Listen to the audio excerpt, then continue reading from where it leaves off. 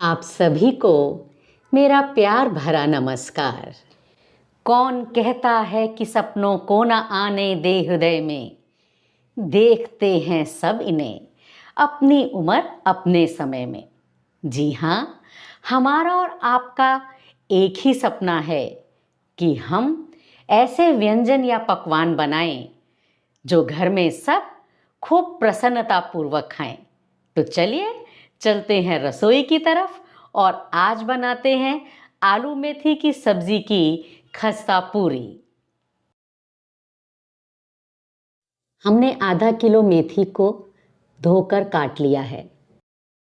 अब कढ़ाई में 2 टेबलस्पून ऑयल डालेंगे और इसे अच्छे से गर्म कर लेंगे। आप कोई सा भी ऑयल इस्तेमाल कर सकते हैं। आप स्टेप्स को फॉलो करेंगे तो बहुत खस्ता पूरी बनेगी। इसमें प्याज लहसुन का कोई प्रयोग नहीं किया गया है। तेल गर्म हो गया है। अब हमने इसमें डाला है 1/4 टीस्पून जीरा, 1/4 टीस्पून अजवाइन और ये 3 आलू धोकर छीलकर छोटे छोटे टुकड़ों में काट लिए थे, ये हमने डाल दिए हैं। इसको थोड़ा सा हम लोग अच्छे से मिलाएंगे।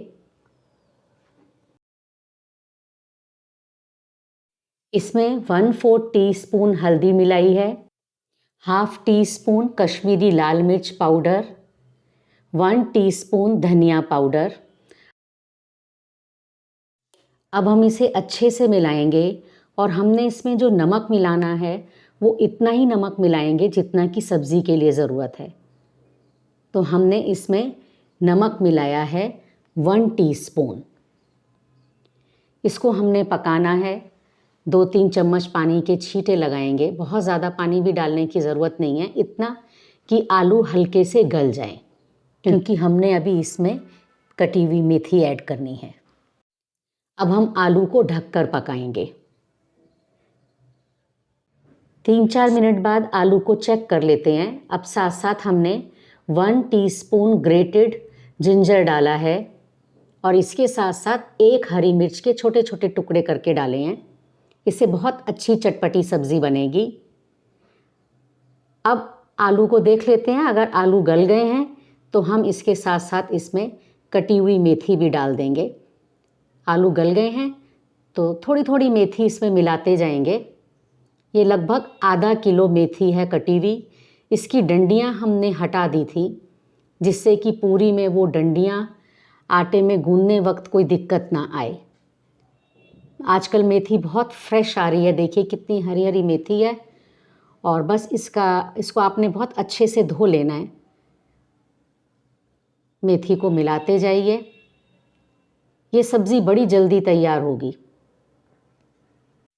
हमने मेथी की सब्ज़ी बनाते हुए इसमें अजवाइन भी डाली है, जबकि मेथी की सब्ज़ी में अजवाइन की ज़रूरत नहीं है, लेकिन क्योंकि हमने ये सब्ज़ी पूरी के आटे में गूंदनी है, इससे उसमें अजवाइन का टेस्ट बहुत अच्छा आता है। अब हम मेथी को कवर कर देंगे और थोड़ी सी देर में इसको चेक कर लेते हैं।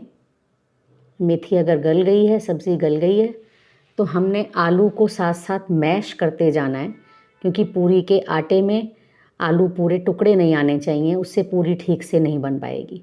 थोड़ी थोड़ी देर में चेक करते रहिए, जल्दी से सब्ज़ी बनकर तैयार होगी।